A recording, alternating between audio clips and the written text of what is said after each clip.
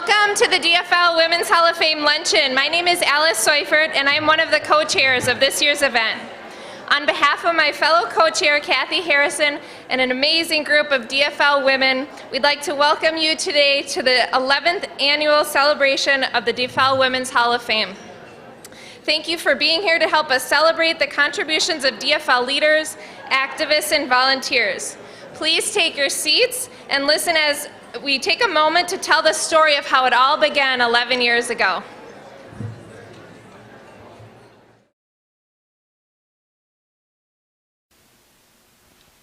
"10 years ago, a small group of remarkable women believed that the vital contributions of DFL women should be celebrated in the style that DFL women deserve. The members of this group were Gail Huntley, Beth LaRoe, Sarah Leverance, Mary McAvoy, Betsy O'Berry, Judy Shermer, and Jackie Stevenson. Being women of action, they decided to honor the women leaders of this party and started the Women's Summit Committee. This original committee took the bold step of creating the DFL Women's Hall of Fame and going back to the DFL party structure to notify them of their creation afterwards. These women never asked permission to host this event.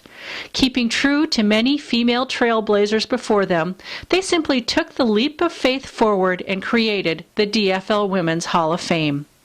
The Hall of Fame is a concrete way to honor the contributions of women to our party and is unique in several ways.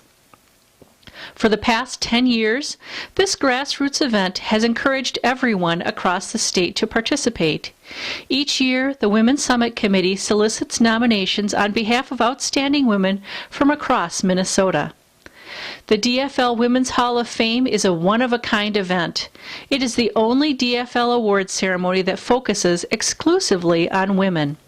The women we have honored over the past decade represent a broad range of activists statewide that make up our whole DFL party. The DFL Women's Hall of Fame is also the only DFL award ceremony that does not focus on individuals currently holding elective office or party leadership on the congressional district level and above. It is our belief that we need to honor women not currently in the spotlight. That's not to say elected officials can't or don't win our awards, but rather they are not honored while currently serving in office. This ensures we remain true to our grassroots principles. We also identify and honor the new women of all ages that will become the future leaders of our party. Therefore, the Women's Summit Committee, from the beginning, established a Rising Stars category to acknowledge and encourage new and emerging leaders. Since the year 2000, we have honored over 130 women. One of the founders' greatest beliefs was that a woman, once she was honored as a woman of distinction, would always be a woman of distinction.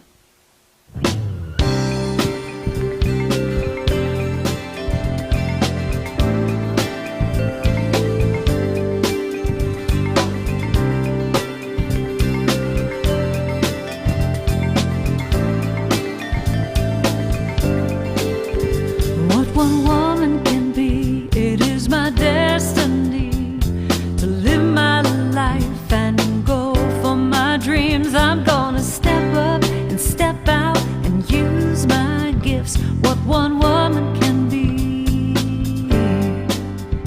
is me. What one woman can be, it's me. What one woman can be is me. What one woman can be, it's me. What one woman can be. I'm gonna listen to the wisdom of my heart telling me it's... We would like to start our program by having all past women of distinction and rising stars stand for a moment so we could recognize you.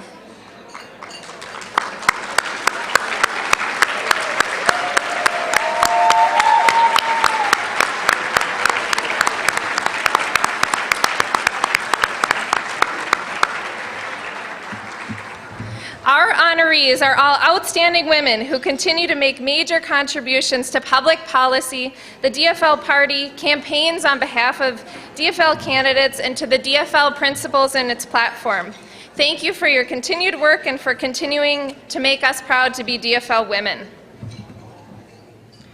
As we sit down to enjoy our wonderful meals today, it needs to be said that the Women's Summit Committee is a group that understands that the L in DFL stands for labor. We are at the Minneapolis Hilton Hotel today because it is a union hotel. The important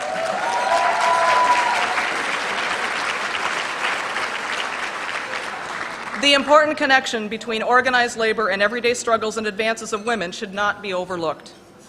As women struggle for economic justice, it has been organized labor that's often led the way. While women nationally make only 77 cents for each dollar men earn under a union contract, women earn the same pay for the same work. We understand that women too frequently can't take active roles in politics because they're too busy working to make ends meet for themselves and for their families. Organized labor's contribution and advances to the economic status of women allows them to participate in what has too frequently become a social luxury, politics. We know that when more women partake in politics, they gain not only political freedom, but increased social and economic freedoms as well. It is recognition of the important cycle of economic, social, and political empowerment and its connection to organized labor that we respect, support, and honor labor today on behalf of all the working people in Minnesota. Please join me in thanking the fantastic staff of the Minneapolis Hilton who prepared and served this wonderful meal today.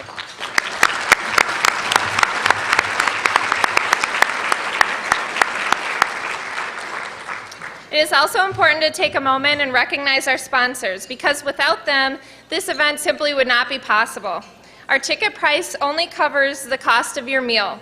It is the generous contributions of our sponsors that pay for our honorees meals, programs, invitations, and scholarships. Our sponsors' names are listed in our program. Many of them are with us today, and we would like them to stand as we show our thanks for their generous support of this event.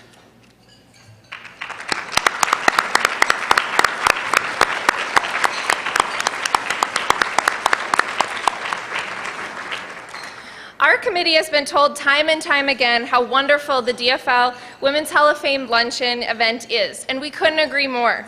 It is truly a toss-up as to who gets more pleasure out of today, the women honored or the committee who gets to spread joy to so many people. Please enjoy your meal, and we'll start the rest of our program at 1:15.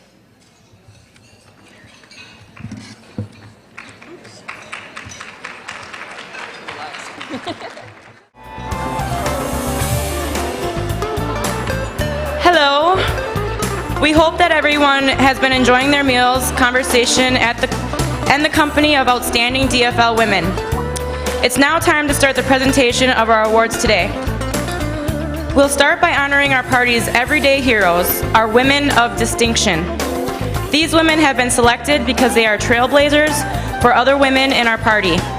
These women have been selected because they have committed their time, energy, and heart to our party. Our women of distinction have worked for public policies consistent with our principles. Our women of distinction have opened doors and infused our party with new ideas and energy. Our winners today are simply stated, women of distinction. The women on stage presenting the awards today are members of the Women's Summit Committee that have volunteered their time for months to make this event today a reality. In the interest of time, we ask that you hold your applause until we present our winners with their awards. Our first presenter today is Jackie Stevenson, a founding member of the Women's Summit Committee. Thank you.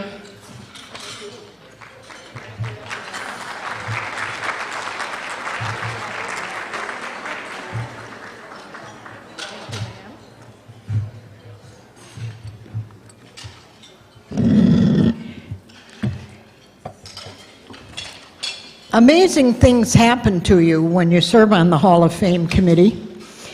In meeting with our next woman of distinction, Jane Dietl, I was amazed to discover that she met and married a man named Paul, whom I had known well in high school, had had a crush on, and even dated a few times. He was 2 years older than I, but I kept in touch with him through his sister Mary Kay, who was in my high school class. And fortunately, Mary Kay and her husband are here with us today, and I will see you afterward. Jane and I met for less recently, and she told me how she discovered strengths and abilities she never knew she had. When in her early 30s with 2 young sons, her husband suddenly passed away while they were vacationing in the Canary Islands. At the time, they were living in Syracuse, New York, and she eventually returned with her boys to St. Paul to be closer to family and friends. Jane's longtime peace activism includes marching in Washington, D.C. and elsewhere against our involvement in Vietnam, being arrested for civil disobedience and going to jail,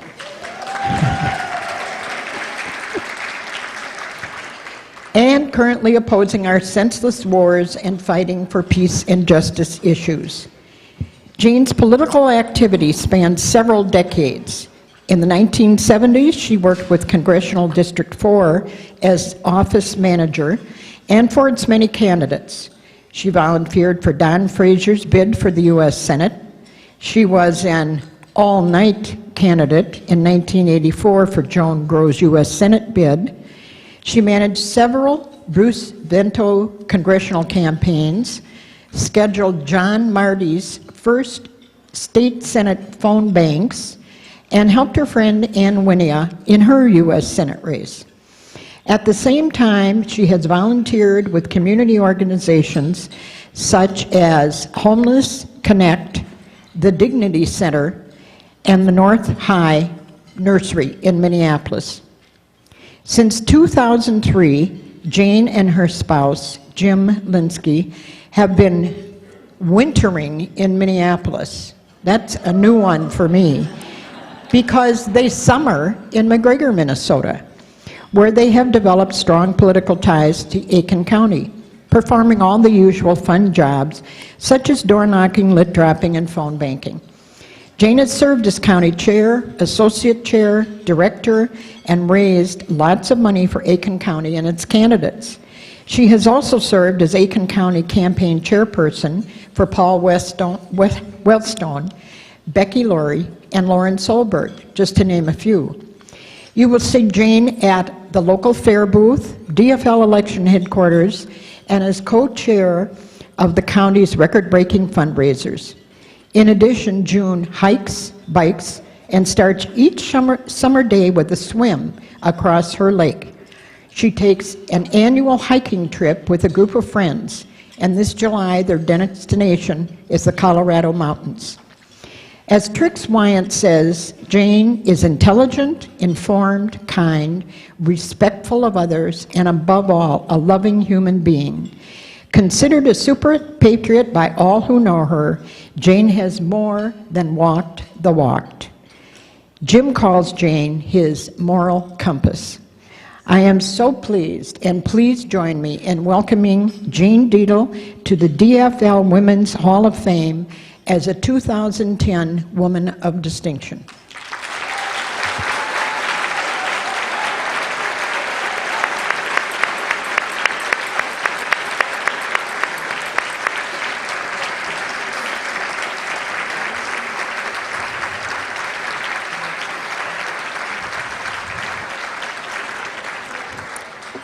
And now, Jane Emmerich is our next presenter.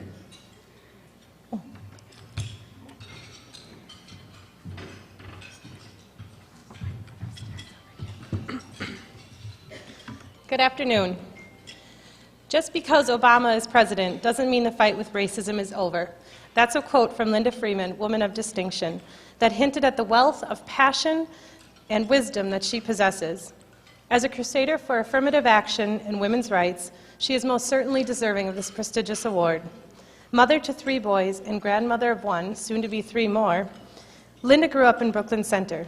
She then lived in Minneapolis for 24 years before moving to Brooklyn Park 6 years ago. A graduate of Anoka Senior High, she began her career at Honeywell, where she worked full-time while pursuing her bachelor's degree in communications at St. Catherine's and raising 3 boys as a single parent. Linda is clearly not afraid of any challenges presented to her. Linda's passion for fairness and politics began at a young age. As a child, she would go door knocking and literature dropping with her mother, Jean Schiebel, another Woman of Distinction winner. One of my favorite stories that Linda told me had to do with her brush with politics at a young age. I would take the bus to swimming lessons, she told me, and the bus driver told me one day that he was supporting George Wallace for president. So I went home and told my mom, "Mom, I'm supporting Wallace." After giving me a horrified look, she immediately sat me down and explained to me all about civil liberties and segregation and what type of man George Wallace really was. Hearing about the world's injustices and door knocking to fight for change eventually developed into a passion for community service. However, the pivotal moment that drove her to politics as an adult was the death of Senator Paul Wellstone. I knew it would take a lot of people to make up for the void when Paul died. Without him to fight for the rights of people who did not have a voice, who was going to do so? Linda asked me. Upon the announcement of his passing, she immediately signed up to door knock for Walter Mondale, his last-minute replacement, and stepped up her involvement in the DFL with other DFL candidates, and she hasn't stopped since. Linda has worked for many DFL campaigns, including Amy Klobuchar, Al Franken, and Barack Obama, and many more.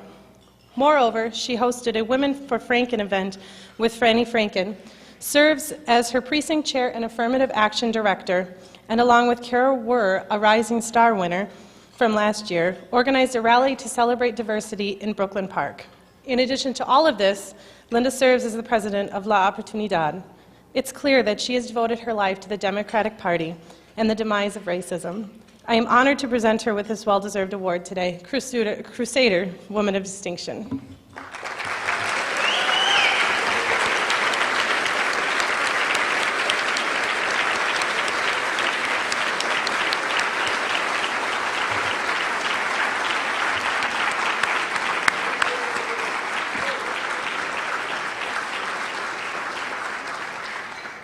Our next presenter will be Tammy Teskey-Austin.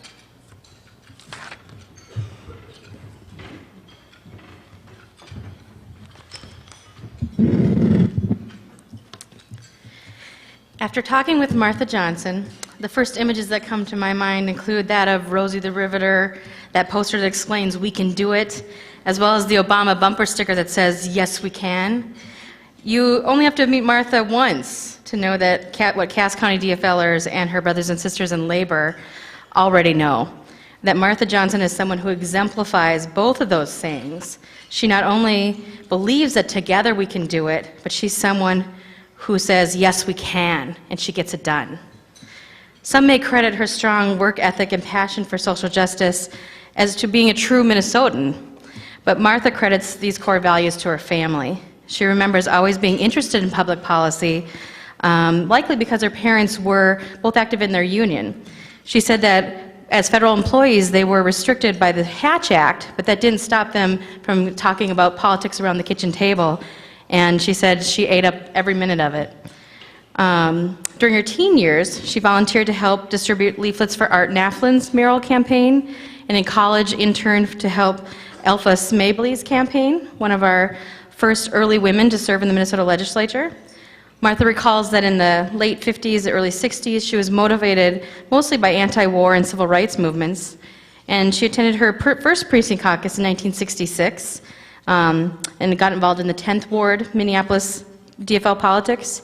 She said in 1968 she was elected as a McCarthy delegate to the state convention, but later supported Humphrey once he got the nomination. And in 1970, she got involved in campaigns for her husband, and then managed his campaign, and a friend of hers, Judith Hansing's campaign for office in 72 and 74. But her political activism went far beyond her friends and family life. It was also deeply embedded in her professional life. Martha began her employment earlier in her career as a employment counselor in the state of Minnesota. And then in 1970, AFSCME began pushing to create bargaining law, so she quickly joined and became active in her union. In fact, she was elected secretary of her local at the first meeting she attended. In 1974, she went to work for AFSCME, specifically to lobby for the creation of Meaningful Employee Labor Relations Act, and she has spent her career, and since her retirement, further completing that work lobbying legislators on a variety of labor issues, including minimum wage improvements, job creation, improvements in unemployment insurance and workers' compensation, and the creation of pay equity laws for women. In 1981, Martha moved to Cass County, where she quickly became active in local politics, serving for many years off and on as the associate chair or the chair of Cass County DFL or Senate District 4's DFL. She's worked substantially on campaigns with everything from fundraisers, convening caucuses, attending conventions. At every level, the state legislative and senatorial candidates all can count on Martha. Martha has worked her lifetime to achieve public policies consistent with DFL values, whether on behalf of the anti-war movement, civil rights, labor, women's issues, on behalf of local environmental issues in her own backyard. Martha always can be counted on to get it done. It is my distinct honor to present Martha Johnson with the DFL Women of Distinction Award and induct her into the Minnesota DFL Women's Hall of Fame. Congratulations.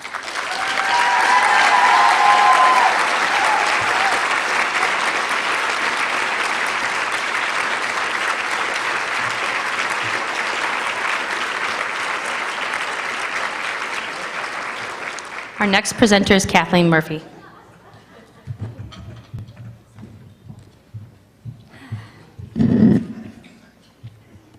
Hello. Jo Madsen is indeed a woman of distinction. But of course, as Jackie Stevenson told me when she called Jo about receiving this award, she's one of those Scandinavian women that is reserved and doesn't want the attention because, as Jo said to Jackie, "Oh, not this year, I haven't done enough." Well, let me tell you otherwise. Jo Madsen was born in Minneapolis and grew up in White Bear Lake. She was a women's rights supporter in high school at a time when it was not a good thing in those days. She recalls the first high school forum on equality in jobs, but the only job offerings for women were to become a teacher, a librarian, or a nurse. Her father was a liberal Republican, and I just want to say, can any of us remember liberal Republicans? Anyway, he wanted her to get involved in the party. She was invited to attend a meeting where Harold Levander's daughter spoke about how important it was to get those men elected. Well, that was the day that Jo decided to become a Democrat. When she turned 18, she went to a DFL caucus and became a delegate. That was the start of a life committed to community activism, and she has been a DFL delegate every single year since then.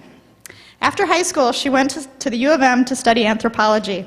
While community activism and neighborhood involvement during her college days was just expected alongside of her peers.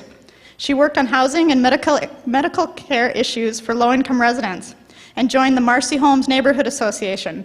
Within 2 years, Jo, of course, became the president. She worked for the People's Center on the West Bank, then became the finance manager for the Metro Community Health Consortium for a few years before moving on to work for the University of Minnesota. During this time, in the mid-1970s, she joined the DFL Feminist Caucus just shortly after it was formed. She also joined the Teamsters and the AFL-CIO. And she managed her first campaign for Naomi Loper for Park Board when she was 24 years old. Then just 2 years later, in 1979, Jo was elected to the Minneapolis Board of Estimate and Taxation. She went on to serve in this position for 14 years. Additional leadership positions include co-chairing with Brian Coyle the Coalition for Affordable Housing, bringing low-income housing to Minneapolis, serving as the president of the DFL Feminist Caucus, and also as associate chair and treasurer of the 4th Congressional District for many, many years. Over all these years, Jo has helped a multitude of candidates. In addition to Naomi Loper, she managed Carol Flynn's first campaign for state senate. She also helped Joan Grow, Joan Campbell, Judy Farmer, Sharon Sells-Belton, Betty McCollum, and she was also the state director for the Gore-Lieberman campaign in 2000. In all of her leadership roles, she has recruited women, including me, and in every setting, she has made sure that women have a voice at the table, drawing them out and emphasizing the importance in asking women to be a part of the conversation and the decision-making. She made it a point to support the women associate chairs of the party, including Gail Huntley and Mary McAvoy, as many of you know, were routinely kept out of the leadership loop. Jo is always focused on helping getting women into positions of power. As Carol Flynn so accurately stated, Jo was the best kind of feminist, incredibly strong but never frightening. While most of her adult life has focused on women in healthcare, it's now shifted to women in education. In 2006, she earned her master's degree in adult education and right now is very close to getting her doctorate in adult education with a minor in enrollment management. Her focus is underserved students, training people for the new workforce with a focus on how to keep students in school. She's helping break new barriers for women in education. For example, Century College just graduated the first Somali nurse. Making sure all women have access to education is the key in our new global economy, and Jo will continue to be right there making sure that happens. So Jo, even though we all know there is so much more to come of your commitment to fairness, justice, and empowering women, this entire room would now agree that you so deserve to be inducted into the Women's Hall of Fame. You are indeed a woman of distinction. Congratulations.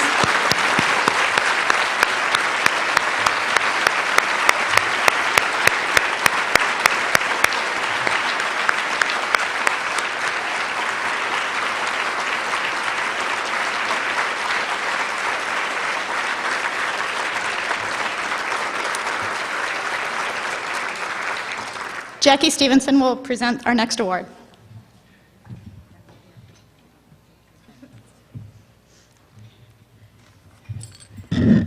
Excuse me, folks, this body gets older and a delay occurs. One of the great joys as an active Democrat and co-founder of the Women's Summit Conference for me personally is watching the growth and accomplishments of so many young women over the past several years. One such person is our next woman of distinction, Alana Christensen Peterson. She is currently Senator Franken's Minnesota Chief of Staff and a main person behind his recent successful recount. And we all know how great that was. She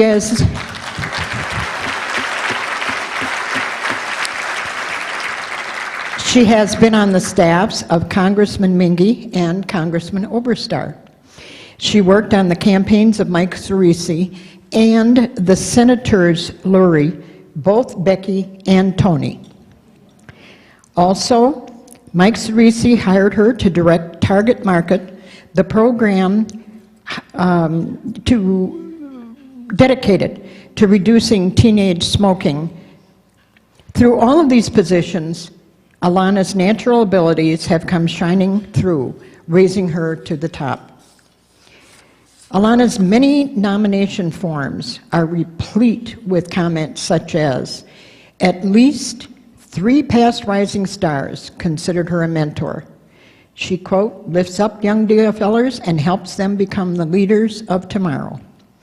Alana lives the DFL principles on which the party was founded. But one of the best descriptions of Alana comes from James Hager, and I quote, her progressive action knows no bounds, and her willingness to give her time in these different ways is a real service to the community at large, unquote. Born in the Twin Cities, her artist parents provided her with an open-minded and secure sense of self. She is a graduate of the University of Minnesota Morris and is an active alumna. She has traveled to Australia, New Zealand, Mexico, and throughout Europe. Alana met her husband, Tom Peterson, through politics at a Congressional District 8 convention. Married and living in Pine City, they are parents to 2 young boys, Dylan, age 6, and Waylon, age 4. Do you think they have a yen for music? I phoned Alana on a recent Saturday, and at that moment, she, Tom, and the boys were out shopping for a horse to add to their stable, just another hobby, to add her to her already busy life. They did buy one and named her Maggie, I think?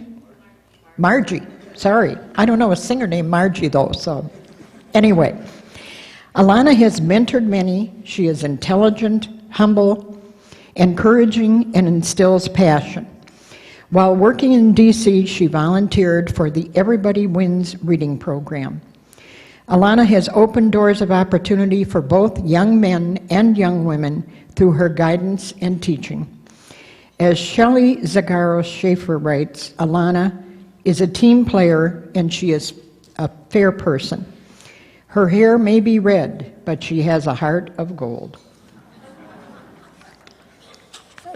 I had cataract surgery Thursday, Friday, folks, and my eyes get a little blurry here, so excuse me. I'm happy to tell you that Alana and Tom's first date was at this event 10 years ago. And 9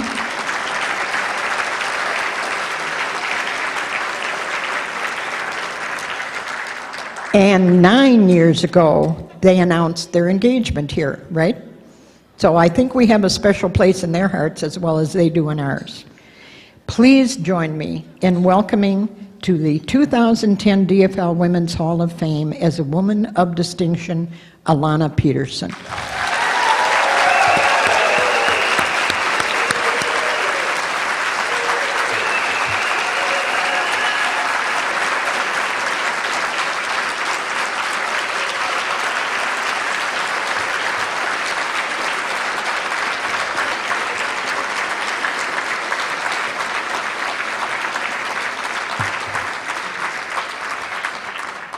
And our next presenter is Betsy O'Berry.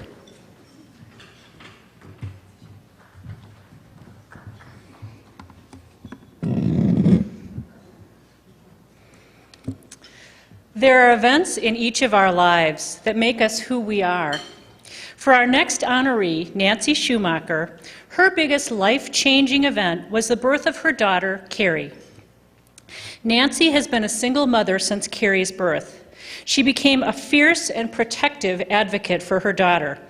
To give Carrie the best possible start in life, she changed her own life to become a better mom and, among other things, celebrated 27 years of sobriety in January this year.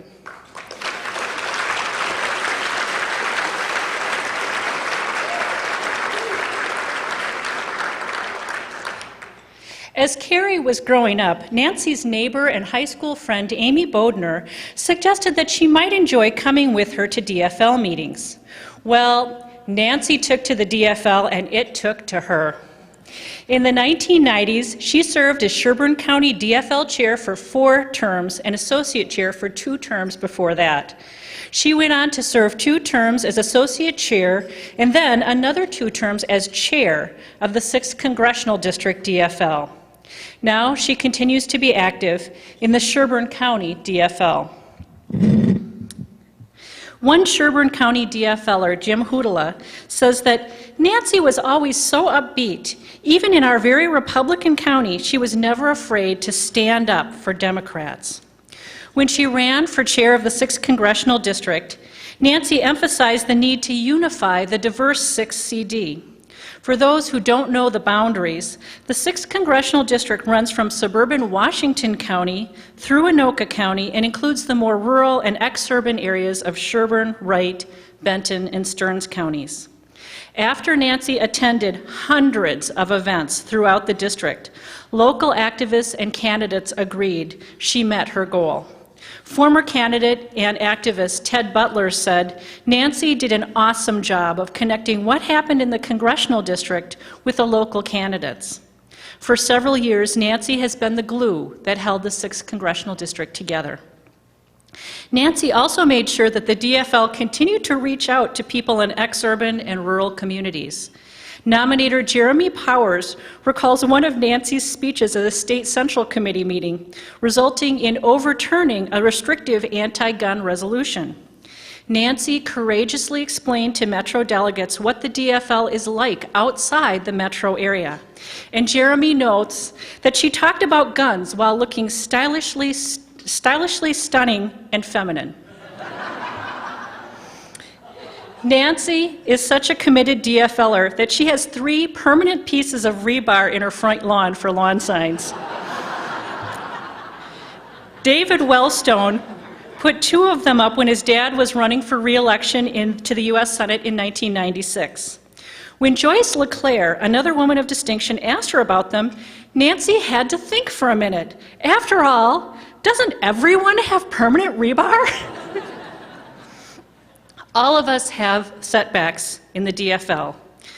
When I asked Nancy what it is that keeps her going in the red 6th, represented by she who will not be named, she says that it is the people she has met in the DFL who are not just her political friends, but her true friends as well. And people all over the 6th have appreciated her friendship, advice, and kind and generous help. When I think of my friend Nancy Schumacher, who is a fierce advocate for her daughter and her party, I'm going to get choked up, a kind and generous friend to many, and a committed activist to make this world a better place, I have to say that in every way that matters, she is the most beautiful woman I have ever met. Nancy, welcome to the DFL Women's Hall of Fame.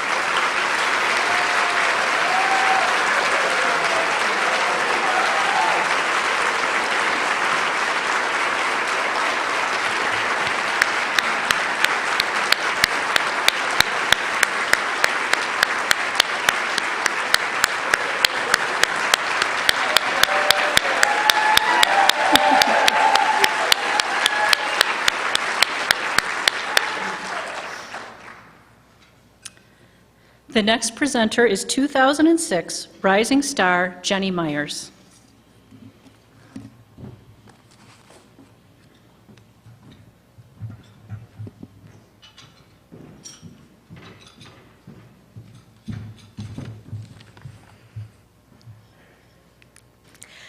Like many other recipients of this award, Lois Wendt doesn't think that she deserves it.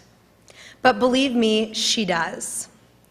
Lois is the perfect recipient of the DFL Women of Distinction Award because of her lifelong dedication, enthusiasm, and activism working towards advancing fundamental principles of the DFL party and working to elect DFL candidates for nearly 40 years. In short, she is the epitome of a DFL activist leader. Lois has shown her commitment to bettering our state's education system by teaching in elementary school in the Robbinsdale district for 39 years and fighting for teachers' rights and fair wages through her service on the board of the Robbinsdale Association of Retired Teachers and on the Education Minnesota Retired Political Action Committee. Besides working to better our education system, Lois has been a longtime volunteer at PRISM, which stands for People Responding in Social Ministry, by helping provide food, clothing, and counseling services for low-income communities. Additionally, Lois has served on the Crystal Human Rights Commission, working to ensure equal rights and treatment for all people, regardless of race, income, and gender. Through her career as a dedicated teacher and her volunteer work, Lois has shown she truly has a lifelong passion and commitment to the DFL party's core principles. Lois not only talks the talk, but she walks the walk of the DFL party values. She is the most diligent and hardworking campaign volunteer any candidate could hope for. The 3 outstanding state legislators from Senate District 45 bear witness to Lois's effective volunteer recruitment skills, her superior organizing of mailing parties, and her tireless commitment to coordinating and participating in door knocks. State Senator Ann Rest and State Representatives Lyndon Carlson and Sandra Peterson have been the beneficiaries of Lois's dedicated commitment as a volunteer and organizer for more than 30 years, and the western suburbs and the state of Minnesota are better places to live in because of it. Lois lived in Senate District 45 for so many years that she knows every prime lawn sign location, every retired teacher to call for lit drops and envelope stuffing, and every hostile Republican household to avoid while door knocking.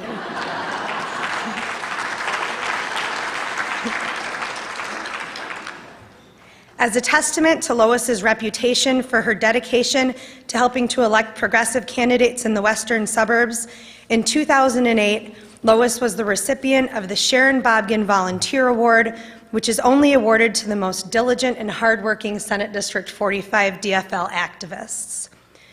Even after Lois moved out of the Senate District, she has still participated regularly in Senate District 45 DFL campaign activities.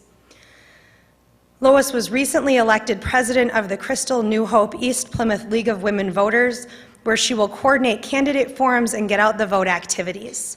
This promotion is both good news and bad news because it makes her ineligible to participate in partisan campaign organizing, but it gives us this perfect opportunity to honor her lifelong commitment to advancing the core values of the DFL party and her tireless service on behalf of DFL candidates.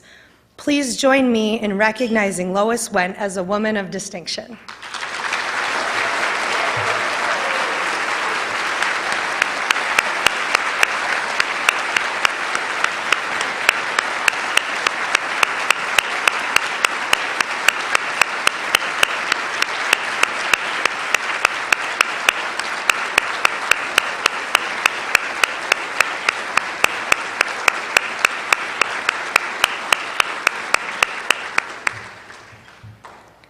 The next award will be presented by 2003 Rising Star Award winner Krista Parkin.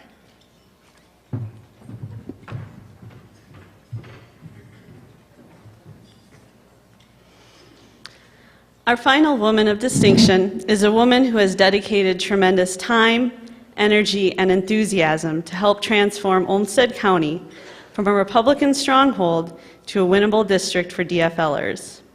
Lynn Wilson was living in Rochester, working as a nurse at the Mayo Clinic and raising her 4 children back in the 1980s when she first ventured into political activism. At that time, there was little party structure in Olmsted County, and DFLers only came out of the woodwork a couple of months prior to Election Day. In 1996, Mary Reeder ran for Congress in the 1st Congressional District and nearly won. Lynn realized that if there was a structured party organization to help candidates, and if the party built an identity so people realized they were Democrats, we could win elections. Lynn decided to get more involved with the party and was elected Olmsted County DFL Secretary. In 2000, Lynn was elected as Associate Chair, and in 2003, she was elected as Chair, a position she currently holds. In 2002, Lynn ran Steve Andreassen's campaign for Congress, while Tina Liebling made her first state House run. Although the candidates were not successful, the local DFL began making noise and people took notice. In 2003, Lynn kept the momentum going by reaching out to groups with beliefs similar to the DFL, such as the Peacemakers and the Green Party. Noticing that the Green Party and the DFL met just across the hall from one another, Lynn decided it would be a good idea to invite speakers who both groups had a common interest in, and by the end of the year, most of the other group's members became DFLers. This was important because our candidates were consistently losing by the 5 to 10% of the vote these other groups represented. Under Lynn's leadership, the county had its first major fundraising dinner in 2004.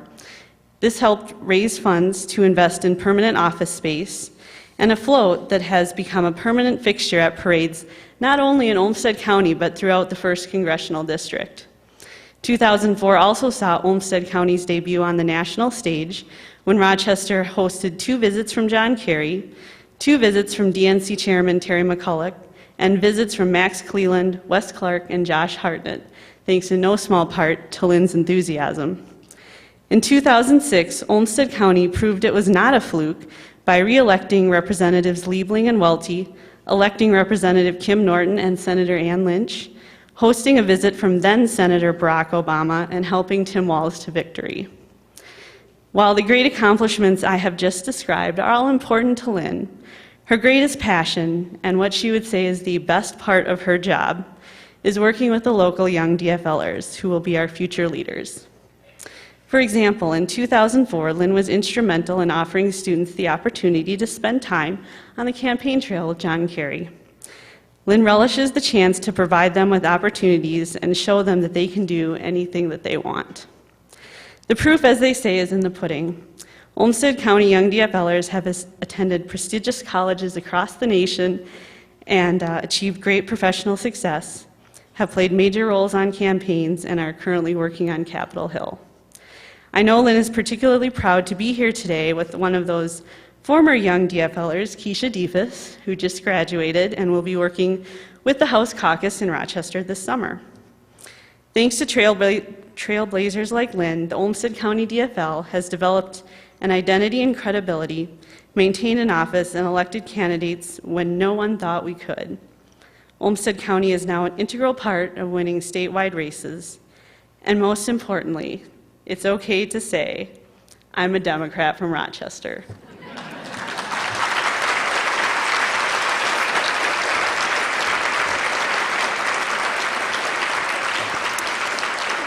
So, it is with great pleasure that I welcome my fellow Olmsted County DFLer and friend Lynn Wilson to the DFL Women's Hall of Fame as a 2010 Woman of Distinction.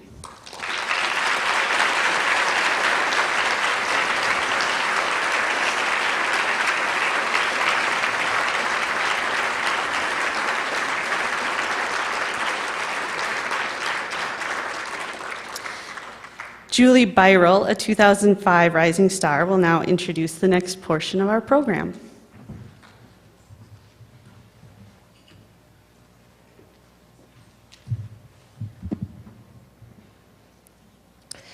Over the years, our rising stars of the DFL party have lived up to their title. Our winners have quickly emerged as the leaders of the party today. In the past, our rising stars have included successful Capitol lobbyists and legislative aides, top union leaders and political organizers, and statewide DFL party officers. Our winners today are women that are relatively new to the DFL. These women have exhibited outstanding potential and achievement as leaders in our party and campaigns. Our rising stars are dedicated to bringing women into the DFL and working to achieve and promote DFL principles. We also recognize their ability to infuse our party with new energy and ideas. As the Women's Summit Committee selects rising stars, we keep one overriding question in mind. In another 10 years, will we be proud of this woman, her principles, and her achievements? The bar has been set quite high by our remarkable Rising Star alumni. Yet, we feel absolutely confident that our new Rising Stars will make us proud to claim them as one of our own. Presenting our first Rising Star Award today is Krista Parkin.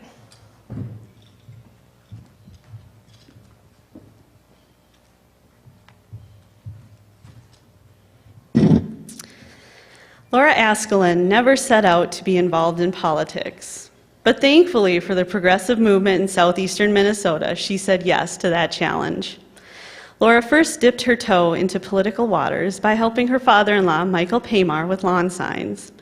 In late 2003, she became involved with Howard Dean's presidential campaign, and when the Dean campaign ended in 2004, Laura began volunteering for Tina Liebling's State House campaign in Rochester.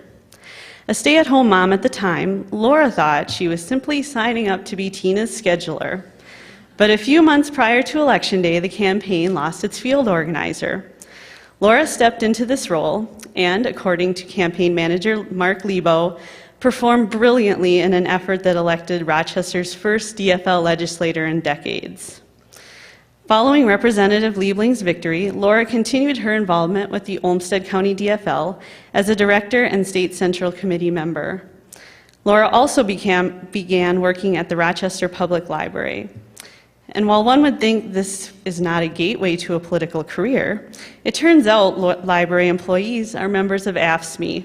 And as a member of AFSCME, Laura met Council 5's political director, Jim Nyland. As fate would have it, Council 5 created a Southern Minnesota political organizer position. Laura was encouraged to apply, was hired, and started in this position in January 2006. As a political organizer, Laura lobbies for AFSCME, screens candidates for endorsement, and runs the union's political program in 16 southeast Minnesota counties.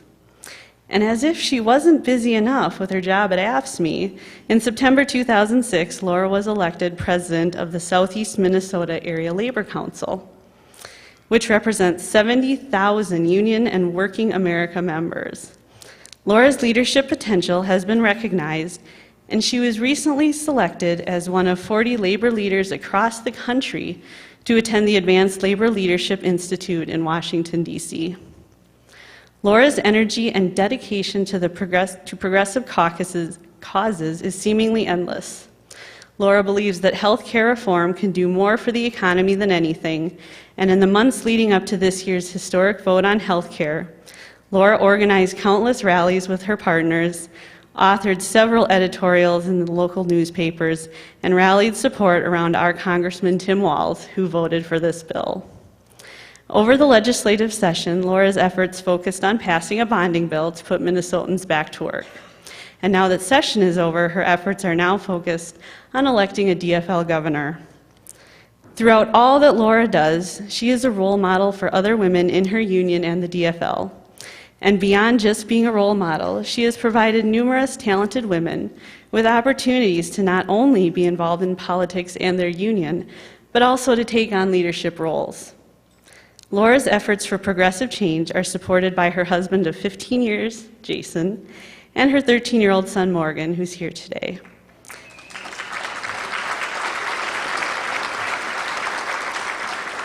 And as it turns out, Morgan has accompanied Laura to Labor Council meetings and has developed his own talent for organizing his fellow students in pickets.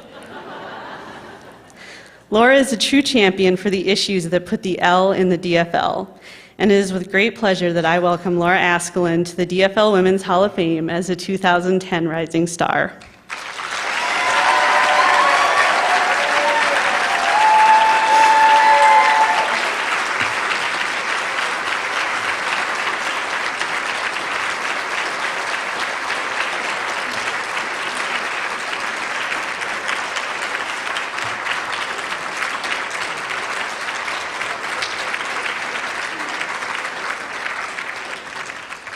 And our next award will be presented by 2008 Rising Star Nikki Schaff.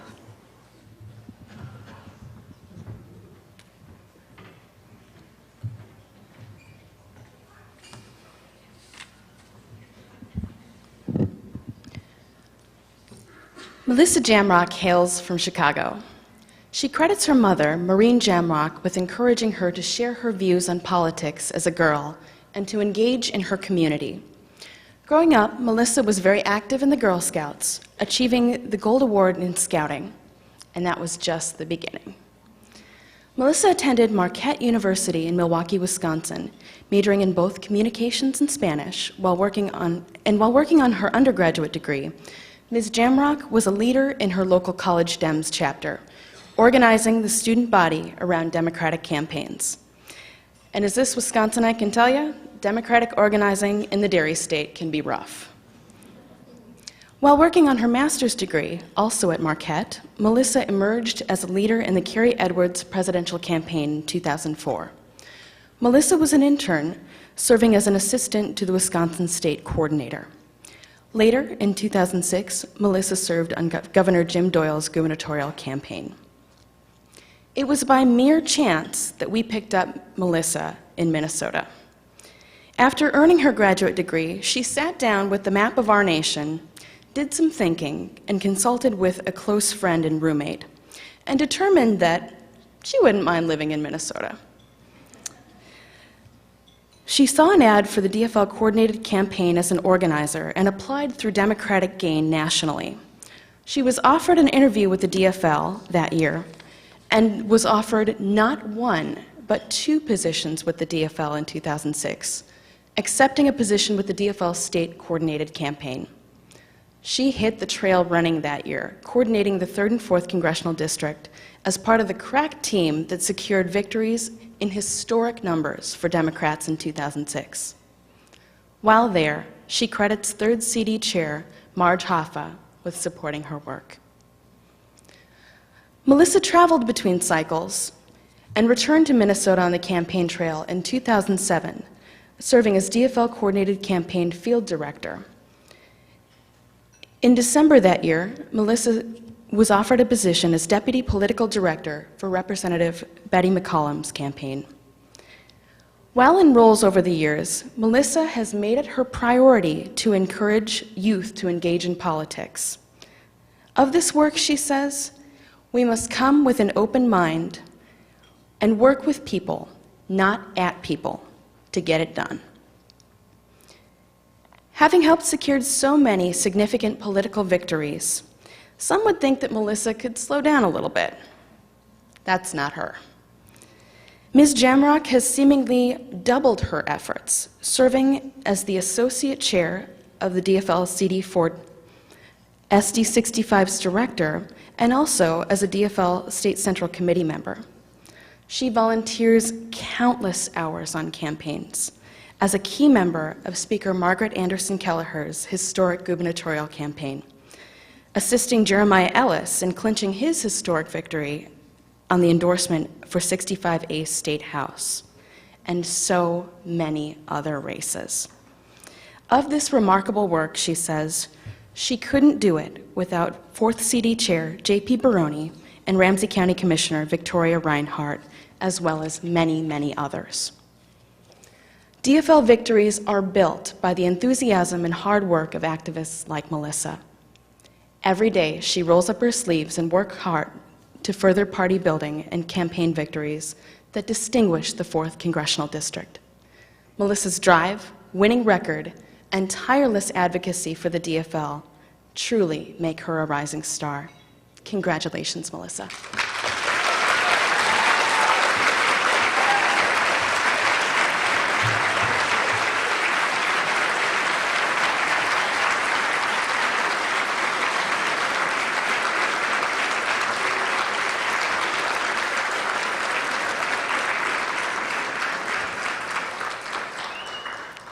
Our next presenter is the incomparable Betsy O'Berry.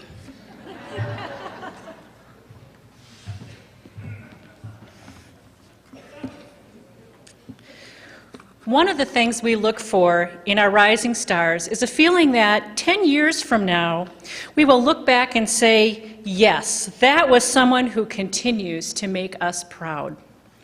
With that in mind, it was very easy for us to choose our next honoree, Janie Paulson. Janie is smart, hardworking, full of ideas for continuing to improve our party, and she comes from a good DFL family. Janie is the second of Tom and Jeanette Paulson's 6 kids, and her dad and 3 of her brothers and sisters are here today.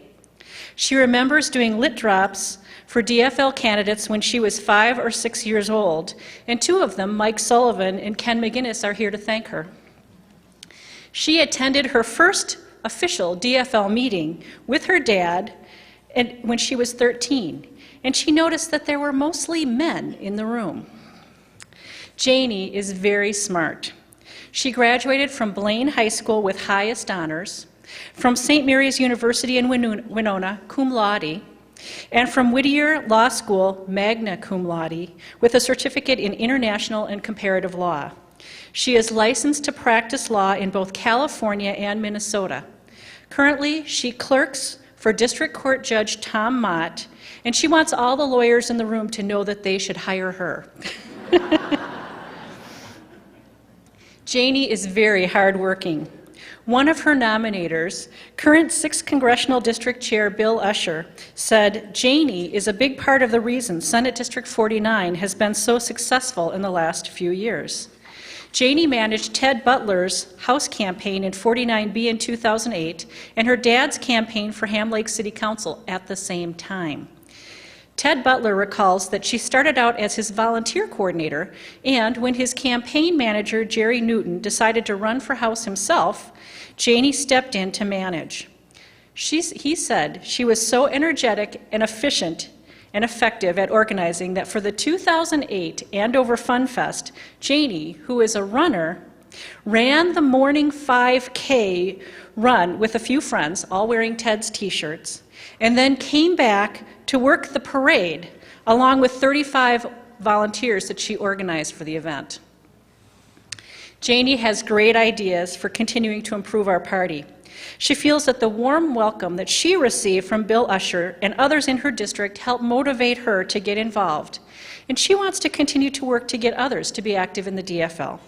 She felt that President Obama's Day of Service was a great start and that we should get more DFLers involved in community service.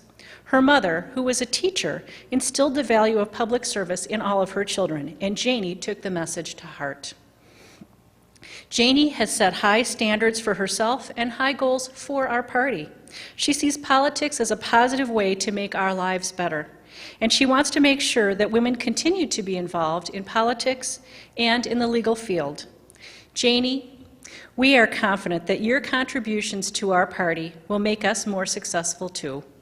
We are proud to call you a rising star of the DFL.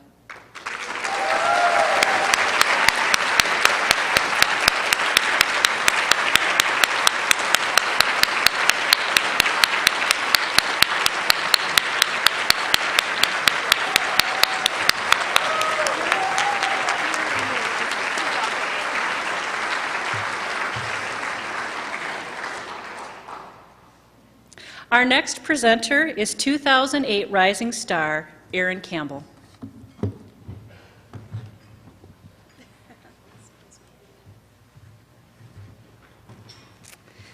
Kia Steele, an Edina resident and current legislative assistant to Senator Dan Sparks, is our next 2010 Rising Star.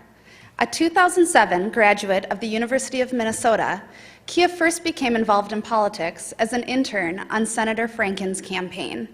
In 2008, she became the committee page to Senator David Tomassoni and the Economic Development Committee, and spent that summer and fall campaigning in the 3rd District for DFL-endorsed candidates. This year, Kia made it a personal priority to encourage other young women to become delegates to the state convention, and found that she had some success.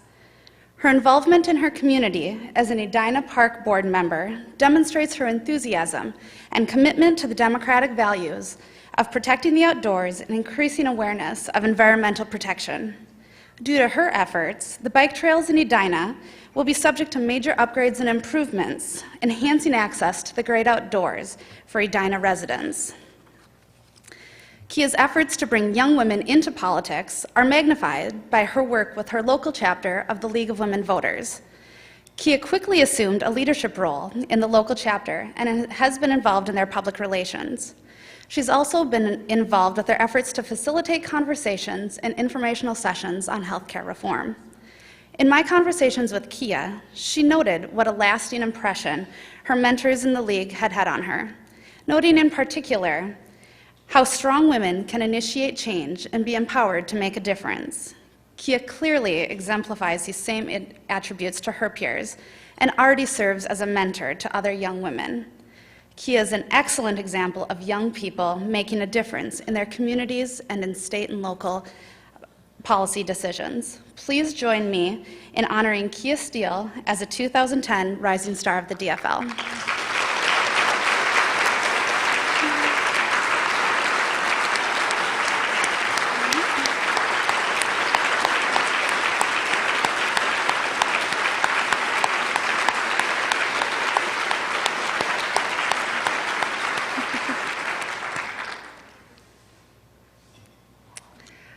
Our next presenter is Nikki Schaff.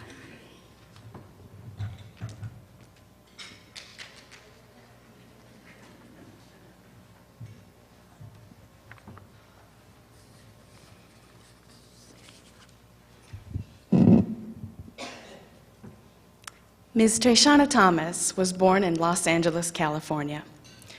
Moving to Minnesota in 1996 to be near her mother, we can credit her mother and her family with earning Trey in our state. Her warmth, enthusiasm, hard work, and strong commitment to DFL politics are just a few of the reasons that make Trey a star. Treshana first hit the campaign trail in 2002, at the time working as a legal assistant to Keith Ellison at his law practice in North Minneapolis. She volunteered long hours that year as a key player in Ellison's run for State House in District 58B. Trey marched in parades, organized door knocks, house parties, and phone banked tirelessly for the campaign. It was a tough time for DFLers, and volunteers like Trey ensured that House DFLers were able to claim victories in districts like 58B. Indeed, in 2004, Representative Ellison was reelected to that seat with a whopping 84% of the popular vote. Treshana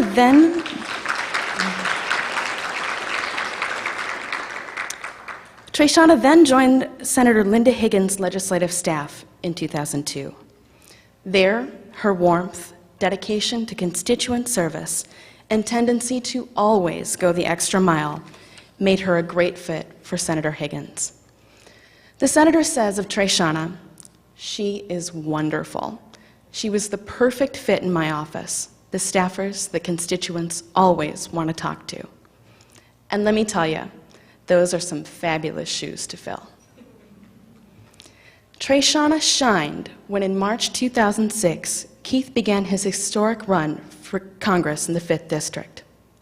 From the very beginning, Trey was on board, mobilizing a key team of volunteers that met frequently around the Ellison's dining room table in North Minneapolis.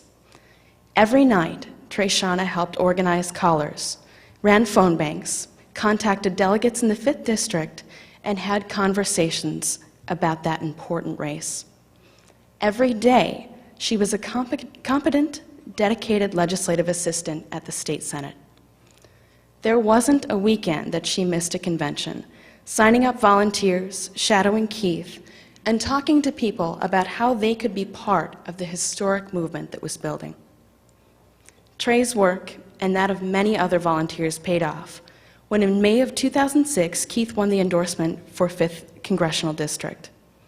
But Trey never paused. She worked just as hard each day leading into the primary that year, then the general in November, when history was made. I'd be remiss if I didn't also mention that Ms. Thomas is one of those amazing women in our party that balance motherhood and activism with grace and skill. Her daughter, Miss Amira, is with us today. She's now 13 and has been by her mother's side at countless conventions, phone banks, door knocks, parades, and sign wars over the years. She's good pals with Amira Ellison, comprising half of the dynamic duo we in Metro politics know to be the Amiras. Trey's guidance and example of civic commitment is part of the raising of a new generation of young women that assuredly will help change politics for the better. Now, after such an amazing run volunteering, some would think that Trey could take a little time off. She remains busier than ever.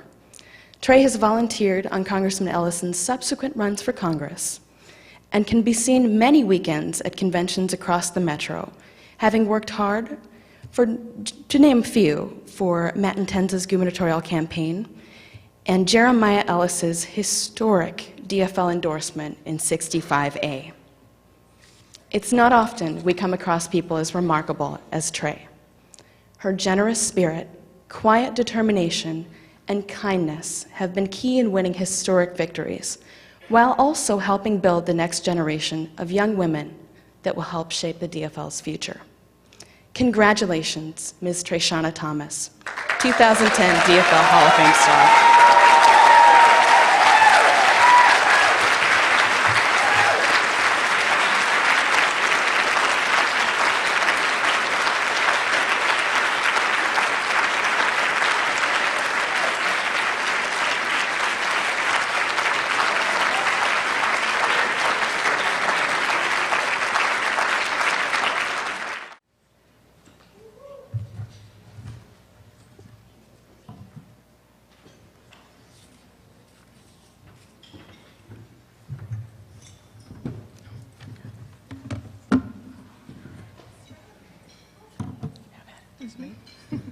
Is it my turn? Okay. At this time, we would like to acknowledge some of the hardest working, most generous in spirit, time, and energy, and one of the most dedicated groups of women in our party, the members of the DFL Women's Summit Committee. Many of these women are DFL Women's Hall of Fame members themselves.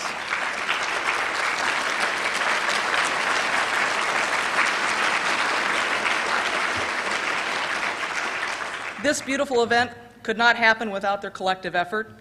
We would ask the 2010 Women's Summit Committee to stand and be honored.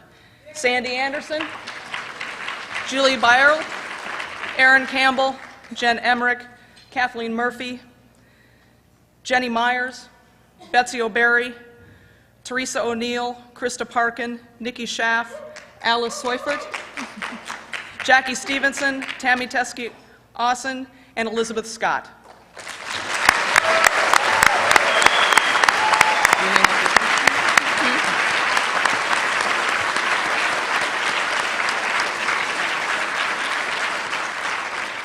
Every year, after honoring these remarkable women, we hope that all of you here today feel as we do, inspired by their stories, in awe of their achievements, and moved to action.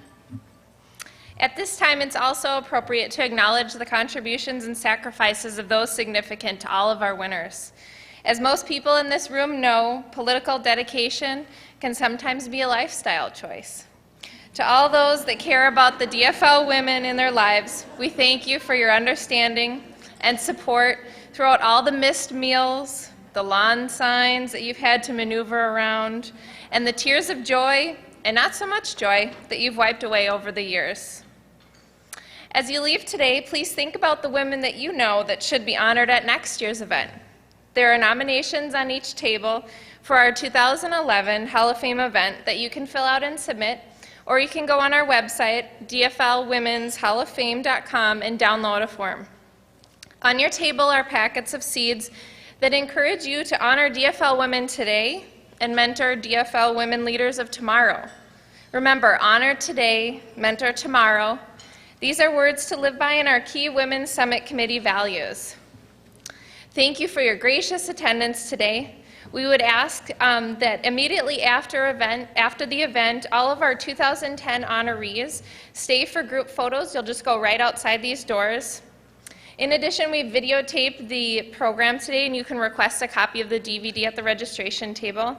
We hope everyone has a great weekend, and we look forward to seeing you for the 12th anniversary celebration in 2011.